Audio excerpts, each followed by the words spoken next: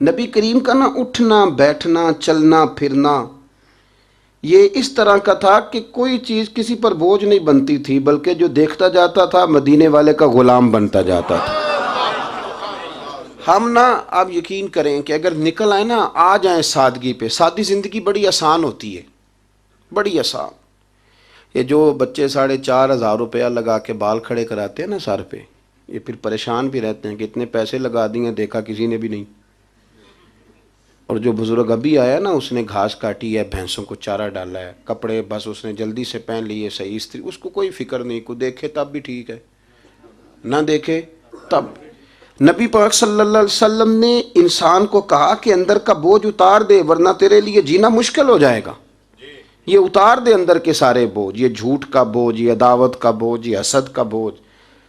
اعلیٰ حضرت بریلوی رحمۃ اللہ علیہ ملفوظات شریف میں فرماتے ہیں کہ حسد کرنے والا سامنے والے بندے پہ اعتراض نہیں کرتا، بلکہ حسد کرنے والا اللہ کی تقسیم پہ اعتراض کرتا ہے۔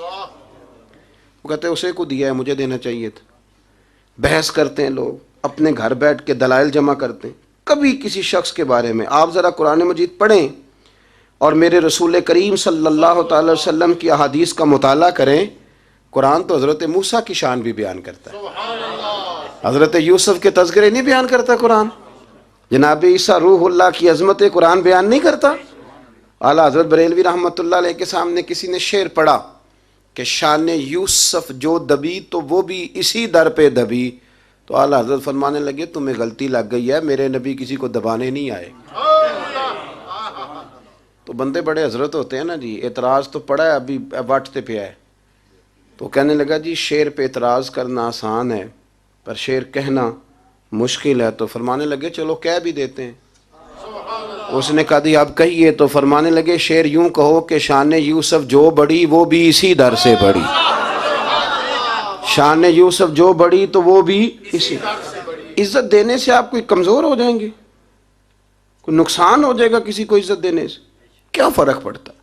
لیکن آپ یقین کریں کہ وہ اتنی مصیبت بنی ہے عزت لینے کی، پروٹوکول لینے کی، اپنا آپ منوانے کی، اتنی زیادہ، بلکہ وہ لوگ جن کو بالکل اس چکر میں نہیں پڑنا چاہیے تھا، درویش لوگ، وزیروں کا بھی استقبال ہو رہا ہوتا ہے اور پیروں کا بھی استقبال ہو رہا ہوتا ہے۔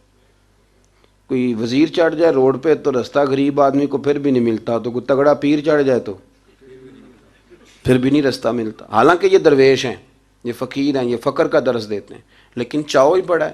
میرے رسول کریم صلی اللہ علیہ وسلم نے سادہ اور سمجھ والا اور عین طبیعت کے مطابق جس میں کسی بندے کو کوئی مشکل نہ ہو۔ پتہ ہے میرے محبوب کا کمال یہ تھا کہ نبی کریم تک رسائی بڑی آسان تھی، ہر بندہ بڑی آسانی سے پہنچ جاتا، بڑی آسانی سے۔ بخاری میں بھی حدیث ہے، لیکن قاضی اعجاز رحمۃ اللہ تعالیٰ علیہ نے بڑے پیار سے لکھی ہے اور انوکھا رنگ ان کی تحریر میں اچھا لگتا ہے۔ حضرت انس بن مالک رضی اللہ تعالیٰ عنہ فرماتے ہیں کہ ملک شام کا ایک شخص حضور کی بارگاہ میں حاضر ہوا اپنے بادشاہ کا کوئی پیغام لے کے۔ غریب آدمی نا ویسے ہی طبعاً ہی تھوڑا سا مایوس ہوتا ہے، ڈر رہا ہوتا ہے، وہ سہما ہوا ہوتا ہے، لیکن حالات کے سہمے ہوئے لوگوں کو بتا دو حالات بدل جاتے ہیں، ایک جیسے نہیں رہتے۔ لیکن یہ بیچارے سہمے، یہ ہر جگہ ڈر رہے ہوتے ہیں، یہ آستانوں پہ بھی ڈر کے پیچھے بیٹھے ہوئے ہوتے ہیں، آستانوں پہ بھی پروٹوکول مل رہا ہوتا ہے جس کی جیب تگڑی ہوتی، تو ڈرتے ہیں یہ لوگ اور ان پہ پریشر بڑھا دیا جاتا ہے، کچھ ایسے کام کیے جاتے ہیں جن سے ان کی دلوں پر بوجھ بھی رہتا ہے کہ نہیں یہاں بات کوئی نہیں کرنی۔ حضرت انس بن مالک رضی اللہ تعالیٰ عنہ فرماتے ہیں جب وہ آیا نا نبی کریم کی بارگاہ میں تو وہ کانپنے لگا، کوئی بات بھی نہیں ہوئی، کوئی ایسا مسئلہ بھی نہیں ہوا، لیکن وہ کانپنے لگا اور تھر تھر کانپنے لگا۔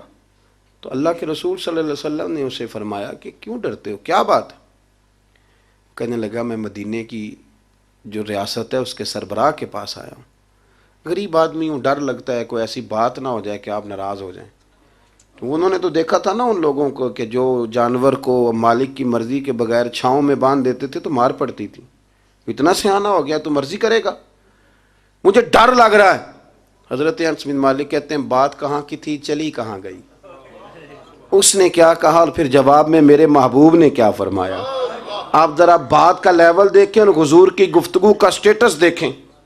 یہ وہ لوگ، یہ وہ تربیت ہے جو لوگوں کے دلوں اور روحوں تک اترتی ہے۔ میرے نبی کریم صلی اللہ تعالی علیہ وسلم نے بات سنی تو حضور رو پڑے، اور اتنا روئے کہ گھٹنوں کے بل زمین پر بیٹھ گئے۔ جناب انس بن مالک فرماتے ہیں حضور فرمانے لگے، نہ بھائی تو کسی بادشاہ کے پاس نہیں آیا، نہ تو کسی حکمران کے پاس نہیں آیا، تو اس بیٹے کے پاس آیا ہے جس کی ماں گوشت کے خشک ٹکڑے کھا کے بھی رات گزار لیا کرتی۔ میری ماں تو گوشت کے خشک ٹکڑے کھا کے رات گزار لیتی تھی، نہ تو کسی۔ حضرت انس بن مالک کہتے ہیں اس نے بات سنی تو وہ بھی رو پڑا، اور میں نے سنی تو میں بھی رو پڑا۔ دوستو رسول کریم دیکھیں نا، ہم لوگوں نے کس طرح کا لیول بنایا ہوا ہے۔ ابھی تک وہ جو دولت کا رٹا ہے تھوڑا بہت، وہ ابھی تک چلتا ہے۔ ابھی تک خاندان کے اندر کوئی بندہ امیر ہو جائے تو چودھری بھی وہی ہوتا ہے، سیاںا بھی، میرا تو خیال ہے پیر بھی وہی ہوتا ہے، شرط یہ ہے کہ اس کے پاس پیسے ہونے چاہیے، وہی شیخ ہوتا ہے، سارا کچھ وہی ہوتا ہے۔ نبی پاک صلی اللہ علیہ وسلم نے ہمیں کہا کہ یہ تمہارے اندر کے بوجھ ہیں، ما حاک فی صدرک، گناہ جو ہوتا ہے یہ کھٹکتا ہے سینے میں، یہ بندے کو پریشان کرتا ہے، بندہ تکلیف میں ہوتا ہے کسی کو پتہ نہ چل جائے۔ ہم لوگوں نے آہستہ آہستہ کر کے نا احساسات کی دنیا چھوڑ دی ہے، ہمارا مزاج نہیں، چھوٹی چھوٹی باتیں ہوتی ہیں لیکن ہم توجہ نہیں کرتے۔ کوئی اتنا مشکل بات نہیں کہ رات کو بیٹا پھل لے کے آیا تو اپنی بیوی کے کمرے میں چلا گیا۔ لوگ اس کی ماں کو اور اس کے باپ کو یہ بات آسانی سے کہہ دیتے ہیں کہ آپ حوصلہ کریں، دفع کریں، جو کر رہا ہے کرنے دیں،